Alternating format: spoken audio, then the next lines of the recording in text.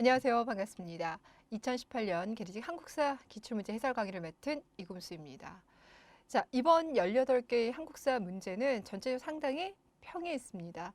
여러분께서 5번 문제와 13번 문제에 대해서만 조금 어렵지 않으셨다라면 아니면 헷갈리지 않으셨다라면 충분히 만점 받지 않았을까라고 생각을 합니다. 그럼에도 불구하고 궁금하신 분들 계시죠? 해설 강의 시작해 보도록 할게요. 자, 먼저 첫 번째는 삼국시대 때 주요 사건들을 제시하면서 순서 배열을 하고 있는데요. 여러분들 기역과 니은 같은 경우는 중국과 고구려 간의 싸움 되겠습니다. 7세기 초반 그리고 중반에 나오고 있죠. 황산벌 전투라면 안성 전투보다는 그 다음이 되겠죠. 그렇죠? 그래서 백제가 멸망하는 거니까 7세기 중반에서부터 니은보다 더 뒤로 넘겨주시면 돼요. 대가가 멸망했었던 것은 신라 진흥왕 시기 때가 되니까 이건 이제 혼자 6세기 때가 되겠습니다. 그러니까 리을만 가장 전면에 내세운다라면 답 찾기는 크게 어렵지 않으셨을 것 같아요. 자, 두 번째 문제. 밑줄 친 이 나라의 정치 제도에 대한 설명으로 옳은 것을 골라주세요. 오경박사, 서기, 사택지적비. 바로 백제가 되겠고 기역에서 16등급의 관등제도, 6자평.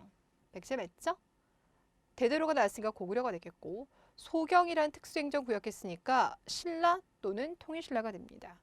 22남로 백제 맞죠. 그래서 기역과 디귿 2번이 되겠습니다. 기역과 리을이 되겠네요. 4번이 답이 되겠습니다. 자, 다음 제도들을 시행한 까닭으로 가장 적절한 것은 그랬는데요. 고려가, 통일신라가, 그리고 조선이 이러한 제도를 운영을 했어요. 핵심은 중앙과 지방 간의 이제 관계 문제인 거죠. 그렇죠? 기인제도라든지 상수리제도, 경제소 이런 것들은 지방 세력들이 이제 일부를 한양에 올라오게 해서 또는 이제 수도에 올라오게 해서 그들과의 관계를 조율한다라거나 아니면 또 일단 인지를 삼겠다라는 목적이 있는 거죠. 사심관제도 같은 경우는 중앙 세력으로 하여금 지방에 대해서 영향력을 행사해서 지방에서 벌어지는 여러 가지 문제에 대해서 통제를 하게끔 하는 겁니다. 결국 그러니까 지방 세력을 통제해서 중앙 권력을 강화하고자 했었던 중앙집권화와 관련이 되어 있습니다. 1번에서 각 지방의 균형 있는 발전을 도모하고자 하였다라고 했는데요. 전근대 사회에서 굳이 균형 있는 발전을 도모하고자 하였다라고 한다면 가장 가까울 수 있는 게 오소경 정도만 해당이 됩니다. 2번과 4번 같은 경우는 문벌귀족 중심 귀족 세력을 억압 이렇게 나왔으니까 일단 뭐 그렇게만 된다면 조선시대에 해당하는 경제소는 아예 해당하지 아니하죠. 답은 3번에만 한정이 됩니다. 자, 4번에서는요. 인물 제시하면서 불교 관련되게 나왔고 결국 승려가 되겠습니다. 자, 그중에서 천태종을 열었다, 교관 겸수를 주장하였다라고 했으니까 고려 전기 때 의천이 되겠습니다. 1번, 2번에서 1번인 진울이고 2번 백년사를 결성하였다니까 요새죠. 진울과 요새 같은 경우는 고려 후반 때 불교가 세속화되자 여기에 반발하면서 신앙결사 운동을 전개를 합니다. 시기적으로 고려 전개에 해당하는 의천과 일단 해당하지 아니하고요. 의천은 송나라 유학 갔다 오면서 많은 불교 서적들을 가져왔어요. 그리고 그 목록을 정리해서 신편제종교장 총록을 작성합니다. 답이 3번 되겠습니다. 자, 4번에서 신문 화쟁론. 화쟁 사상을 10가지의 질문과 답으로 정리한 것은 바로 원효와 관련되어 있습니다. 자, 5번 문제. 5번 문제가 그래도 여러분 헷갈리게 할 첫 번째 문제가 되겠고 13번에 가장 헷갈리게 하는 문제인데요. 다음 설명한 인물이 편찬한 서적으로 옳은 것은 이라고 있습니다. 일단 이 인물은 고려에서부터 조선시대를 걸쳐 있어요. 그렇죠? 그러니까 이제 왕조가 바뀌는 그 시대 때 인물이 되겠습니다. 이 세계 문화에서 수학을 하였다라고 얘기를 했으니까 신진 4대부구나 라고 여러분들께서 유추를 하셨을 거예요.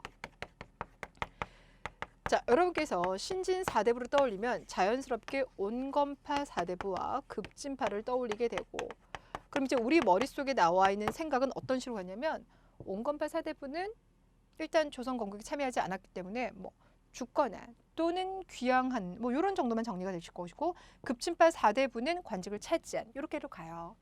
그런데 항상 이렇게 양분으로만 가는 건 아니에요. 온건파 4대부였으나 나중에 급진파로 간 건 아니지만 어찌됐거나 조선 건국의 이후에 참여해서 관직 생활을 하는 경우도 있어요. 그러니까 어떻게 보면 그 시대 사람들에게는 변절자를 평가받을 수 있는 사람도 있겠죠. 여기 나와 있는 사람이 바로 그 인물입니다. 되셨어요? 자, 그래서 조선 왕조 창건 이후에 표전 문제를 수습하기 위해서 명나라의 사신으로 다녀오기도 했습니다. 이 사람이 바로 누구냐면 권근이라는 인물이에요. 권근의 기본적인 정치 색깔은 이색, 정몽주 이쪽 계열이에요. 이쪽입니다. 근데 이제 고려 말에 여러 가지 이제 문제를 뭐 해결하는 과정 속에서 아무튼 유배를 가게 됐고 그 시기쯤에 고려 멸망, 조선 건국으로 이어졌습니다. 상황이 이제 바뀌게 된 거예요. 근데 어찌됐거나 권근은 기본적으로 온건파였었기 때문에 이쪽이랑은 어울릴 거라고 사람들이 생각을 못했죠. 근데 그럼에도 불구하고 태조가 권근의 학문적 능력을 인정을 해서 계속 관직에 등용하고자 했었어요. 그러니까 러브콜을 보냈는데 거기에 대해서 권근이 오케이라고 합니다. 그래서 여기 보이는 표전 문제 해결했다는 것은 바로 그 모습을 보이고 있는 거예요. 그리고 그 이후에 조금 더 말씀을 드리면 권근 같은 경우는 조선 관학의 핵심이 성균관이잖아요. 그 성균관의 기본 틀을 만든 사람이 바로 이 사람이 되겠고 하나 더 나가서 정몽주가 이미 이제 조선 전기가 되면 다시 이제 위상이 더 나아지기 시작하는데 정몽주의 위상을 재확립시키고 다시 이제 복권시키는데 크게 기여했던 사람이 바로 권근이 되겠습니다. 자, 이런 거 이제 여러분들이 이제 아셨더라면 그래도 이게 권근 관련된 걸 찾겠다라고 했을 때 동국사략이 보일 수도 있어요. 그런데 이 동국사략을 박상의 동국사략으로 한정시켜버리면 또 이게 답이 안 나와요. 동국사략이 두 개입니다. 15세기 권근이랑 하륜이 쓴 동국사략이 있고 그다음에 16세기 박상의 동국사략이 있어요. 그래서 만약에 이제 그게 헷갈리시는 분들이라면 적어도 조선 경국전 이건 정도전을 떠올렸을 것 같고 정도전 같은 경우는 표전 문제 해결하기 위해서 명나라 가지 않았어요. 표전 문제라고 하는 것은 명나라와 조선 사이에 외교 문서를 둘러싼 대립 문제입니다. 조선에서 명나라에다 외교 문서를 보냈는데 명나라 입장에서 이거 너무 불손해. 도대체 이거 누가 작성했니? 작성자 와. 그래서 직접 해명해라고 요구를 합니다. 근데 이걸 작성한 사람이 정도전이었는데 명나라가 그걸 알매도 불구하고 이렇게 얘기를 했던 이유는 뭐냐면 정도전이 있었던 시기 조선은 요동정보를 추진하면서 명나라와 대립각을 세웠잖아요. 그러니까 명나라 입장에서는 이 외교 문서를 겉으로 내세워서 정도전에서 압박하기 위한 수단으로 쓰는 겁니다. 그러니까 당연히 정도전이 가지 않아요. 이럴 때 권근이 가서 그 문제를 해결을 합니다. 자, 그래서 일단 조선 경국전 해당하지 아니하고요. 그 다음에 동국여지승남은 절대 될 수 없는 게 이건 성종 시기 때 만들어져요. 그럼 성종이라고 하면 조선의 9번째 임금이고 조선 건국 거의 100년 차가 들어갔기 때문에 여기까지 살아계시려면 너무 지금 활동 시기가 길어요. 그런 면에서 본다면 삼강행식도 좀 어렵죠. 세종 시기라고 했기 때문에 이미 고려시대 때 과거에 합격했다 뒤로 넘어왔을 때 시기적으로 보면 거의 이제 말년 정도로 가야 되거든요. 자, 그래서 답이 1번이 될 수 있다라는 겁니다. 요건 여러분들이 직접적으로 알고 푸신 분들보다는 유출을 해서 푸셨던 분들이 훨씬 더 많을 거라고 생각을 해요. 요 두 개가 확실히 아니니까 둘 중에서만 잘 넘어가셨기를 제가 기대를 할게요. 자, 6번에서는 경제정책 시대순으로 나열하시오라고 나왔는데요. 신해통공이니까 정조, 대동법. 근데 대동법 중에서도 경기도에 시행했다 그러면 대동법 가장 처음이 되겠으니까 광해군. 영정법, 인조, 균역법, 영조. 자, 그렇다면 니은, 디귿부터 가면 되겠네요. 니은, 디귿. 답은 2번이 되겠습니다. 자, 7번에서는 조선전기 문화에 대한 서술 옳지 아니하는 것은 그랬는데요. 밑으로 먼저 보시면은요. 향약 집성방이 나왔습니다. 여기다 하나 더 붙인다면 의방유치까지 나오겠죠. 그렇죠?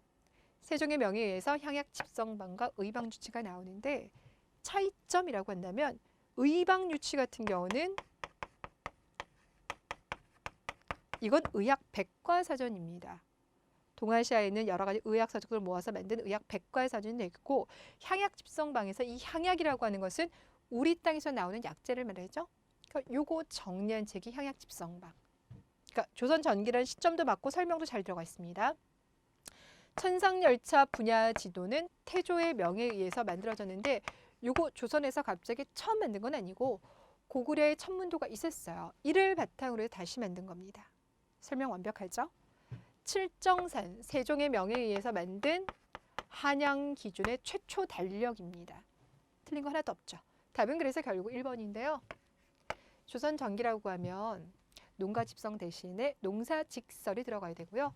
농가집성이라고 하면 17세기 외란과 호란이 끝나고 난 다음에 기존에 있었던 조선 전기의 여러 농사들이 다 사라진 것을 너무나 안타까워 했었던 신속이 다시 만드는 거예요. 그래서 앞에 있었던 농사직설이라든지 그다음에 또 뭐가 있을까요? 사시찬 요소라든지 이런 것들을 묶어서 만들어서 다시 재배포를 시키는 겁니다.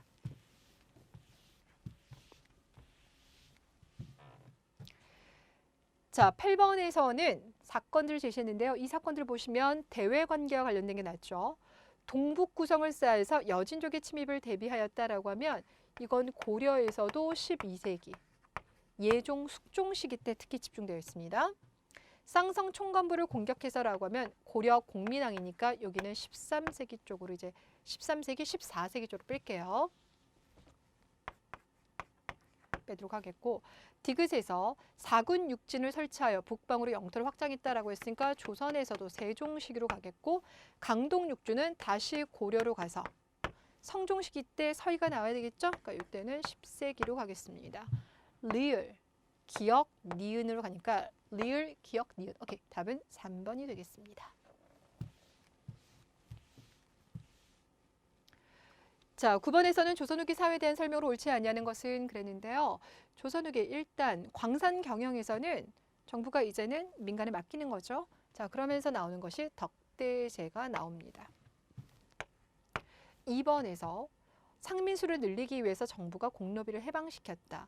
네, 상민들이 양반으로 신분 상승함으로 인해서 상민의 숫자가 줄어들고 조세가 잘 안 거치죠. 그러니까 결국 다시 천민을 위로 올리는 방법이 나오는데 요걸 시행한 건 순조 시기 때 공노비를 해방을 시켰고요. 3번에서 경시서와 시전이 나왔는데 시전이라고 하면 고려와 조선시대 때 한양 그리고 이제 개경에 두었던 뭡니까? 국가가 운영하는 이제 관영 상점이 되겠습니다. 근데 이 시전을 관할하기 위해서 경시서를 둔 건 둘 다 고려 전기, 조선 전기가 되겠습니다. 그만큼 통제가 가능했다라는 거잖아요. 그렇죠? 자, 4번에서 전황이라고 하면 조선 후기 때 동전이 부족해지는 현상이죠. 아마 기억나실 거예요. 그 당시 상병 통보가 전국적으로 유통이 되지만 이 유통을 둘러싸고도 여전히 입장이 나뉘어지더라. 한쪽에서는 상평 통보를 계속 유통시켜야 된다는 쪽이 있고 한쪽에서 이익 같은 사람들은 아니다. 이 상평 통보로 인해서 농업의 문제라든지 사회 질서가 이제 혼란해진다. 그러니까 동전의 제조, 유포를 중단해야 된다. 입장 차이가 상당히 심했어요. 그래서 한동안 동전 제조를 중단을 했는데 문제는 이미 민간에서는 동전 생활에 익숙해졌습니다. 동전이 부족해지겠죠? 이 현상을 바로 전황이라고 하고 결국 동전을 새로 제조하는 것으로 이 문제는 타결이 되었습니다.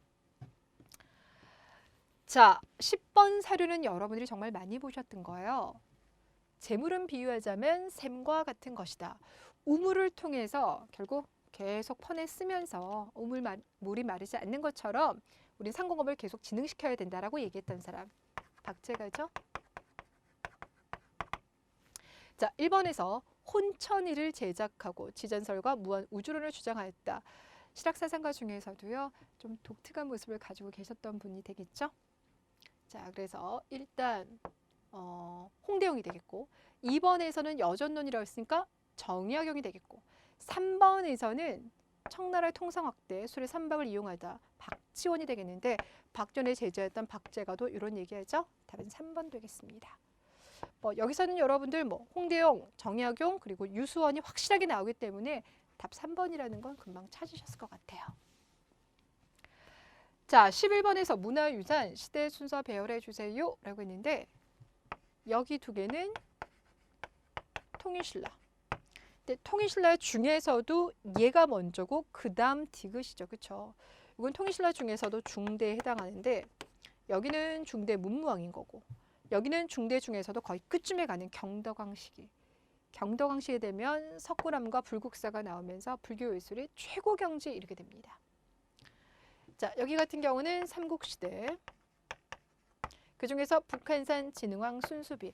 진흥왕의 순수비는 그 시기 때 만들어집니다. 자, 그러니까 이거는 진흥왕의 6세기가 되겠고 미륵사지 석탑과 관련됐다 그러면 백제의 무왕이에요.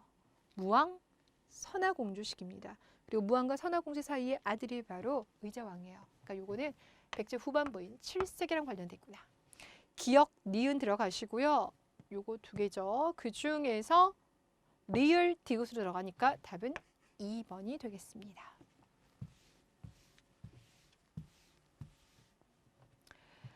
자, 12번. 다음 내용이 실린 책과 관련된 내용으로 옳지 아니하는 것은 그랬는데요. 오늘날 조선의 책략을 러시아를 막는 일보다 더 급한 것이 없다라고 중국 외교관 황준센이 얘기를 했습니다. 바로 조선 책략이죠. 방금 전에 나왔었던 박제가 것도 그렇고요. 이 조선 책략도 그렇고 여러분이 진짜 많이 보셨던 사료이기 때문에 이번엔 사료 자체도 정말 낼만한 거 항상 나왔던 거라서 그 부분도 크게 어렵진 않으셨을 것 같아요. 자, 1번 맞고요. 답은 2번인 거잖아요. 졸소조규, 즉 강화도 조약은 이 책 이미 이전에 체결이 됐고요. 이 책과 관련돼서 나오는 건 조미수호 통상조약입니다. 이 책이 조선에 들어왔던 건 강화도 조약 체결 이후로 수신사가 가는데 그중에서 2차 수신사로 갔었던 김홍집이 일본에서 가져오는 거예요. 자, 그리고 이 책이 이제 유포가 되자 여기에 대해서 많은 사람들이 반발했었는데 그 대표적인 게 이만송과 홍지학 정도가 있습니다. 그래서 만인소를 왕에게 올리게 되는 거죠. 됐나요? 오케이. 자, 13번. 다음과 같은 역사론을 주장한 인물이 쓴 논절을 보기에서 모두 골라주세요 라고 했는데 이게 이번 한국사 문제 중에서는 가장 어려웠을 것 같아요.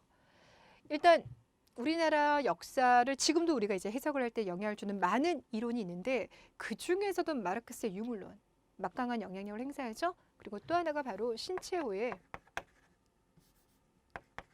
역사라고 하는 것은 우리와 타자 간의 대립의 산물이다라고 얘기한 이 신채호의 민족주의가 상당히 영향을 많이 줬어요. 인류 사회의 우리와 우리 아닌 타자 간의 투쟁이 바로 역사다. 라고 얘기했던 그의 글이 되겠는데 자, 신채호의 여러분들 많은 저서들 중에서 여러분이 일단 독사신론은 알고 계실 거고요. 근데 이 독사신론 같은 경우는 1910년 이전에 신채호가 신문에 연재하면서 나온 거예요.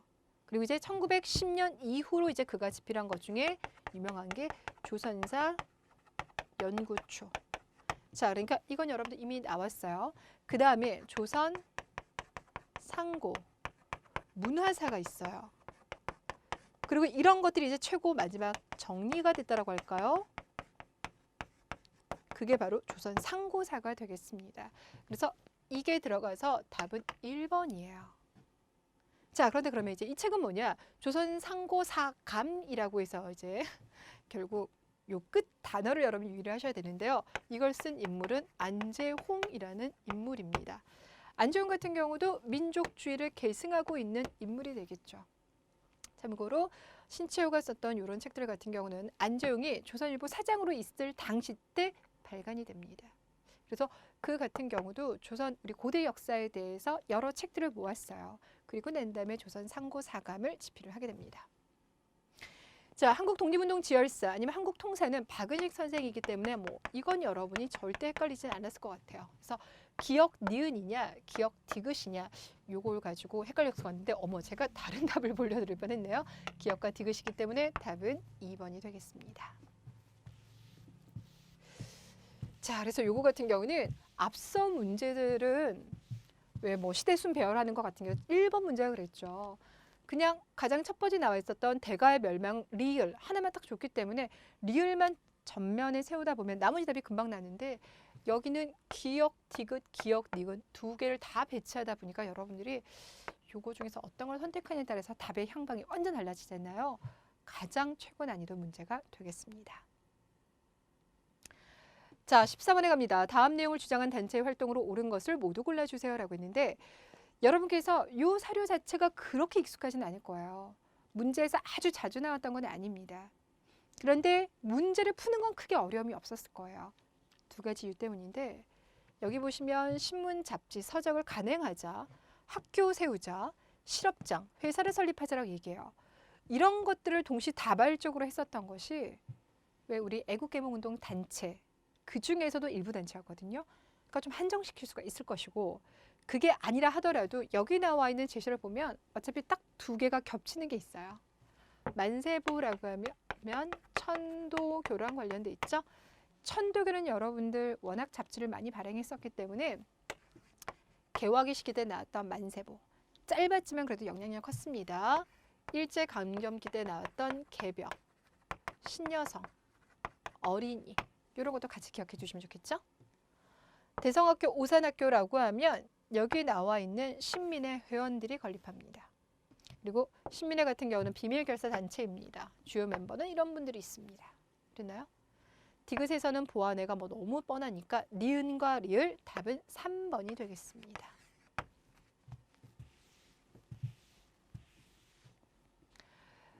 자, 15번. 다음 선언을 발표한 단체. 민중은 우리 혁명의 대본영으로서 폭력은 우리 혁명의 유일한 무기다라고 누가 집필을 했냐면 신채호가 집필을 했고요. 이거는 의열단과 관련되어 있습니다.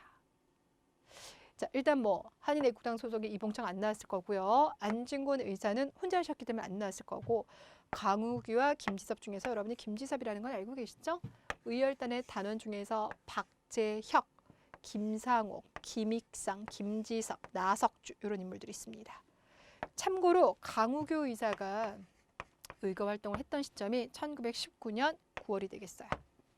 그러니까 3.1운동 이후에 일본이 이제 총독을 교체하는 상황이었어요. 근데 이제 그런 것들이 얼마나 우리를 기만하는지를 알고 있었기 때문에 강우규 의사가 서울역에서 폭탄을 던지려고 했었죠. 던졌죠. 네. 자, 그래서 요것이 이제 영향을 주면서 많은 의거 활동이 일어나게 되고 거기도 영향을 받은 것이 의열단이 되겠습니다. 자, 16번에서 나와 있는 단체. 기회의 죄를 일체 부인하자. 바로 신간회. 자, 신간회에 대해서 옳지 아니하는 것은 이라고 했는데 답이 너무 금방 나왔어요. 60만세 운동 같은 경우는 1926년입니다. 근데 신간회는 1927년부터 1931년 사이에 활동했었던 조직이 되겠으니까 해당 시기 아니죠? 답은 그래서 1번이고요. 자, 신간회가 일제강점기 최대 때 민족운동 단체였던 이유는 근데 나와 있죠. 민족주의 계열에서 이들을 뺀 비타협적 민족주의 세력, 그리고 사회주의 세력이 연대를 했습니다. 그리고 1929년에 광주학생 항일운동이 일어났을 때 진상조사단을 파견했고, 그런 보고를 위해서 민중대회를 개최하려고 했는데 그건 성공하지 못합니다.